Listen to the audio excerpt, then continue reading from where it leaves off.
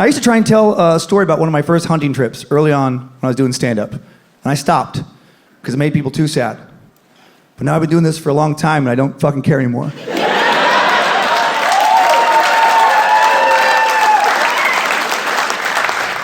You should enjoy this story. It's a happy story. If you find yourself start to get sad at any point, just remember it has a happy ending. The deer was delicious. I was 12 years old and I was hunting with my Grandpa Ward.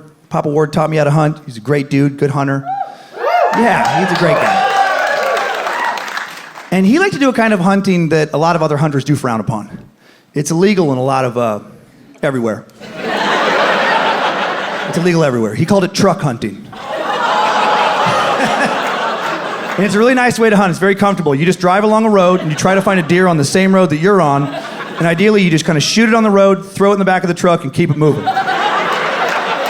There's no hiking, no weather, no tree stand bullshit. You're climate controlled, comfy seat. You got the radio. There's a small chance you'll shoot another motorist, but hey, life's risky.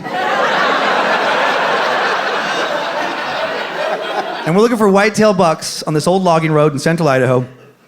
And we're not seeing anything. It's almost lunchtime. We're about to give up. They're probably bedded down for the day. But then right before we call it, it was beautiful.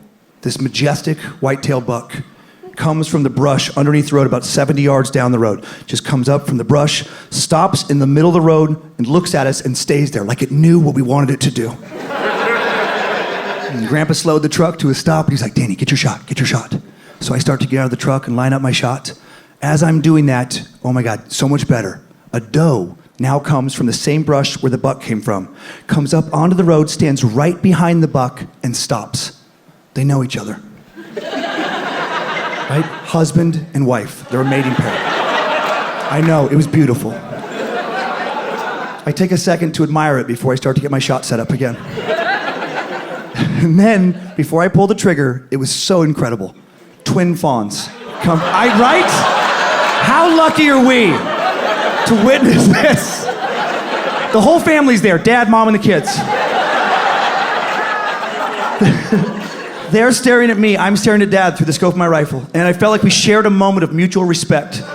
Before I pulled the trigger, and it was best case scenario. I shot him right in the eye, literally blew his brains out on his family, and they scamper away in terror. Don't focus on that part. Focus on the part where dad died a clean, painless death. I felt like if he knew what was happening to him and could have communicated to me before the bullet hit him, he would have said, you're a great kid, you're doing the right thing. Thank you for the kindness. I feel like his kids, as they scampered away with his blood on them, if they would have understood what was happening, they would have been like, thank you for killing my dad so well.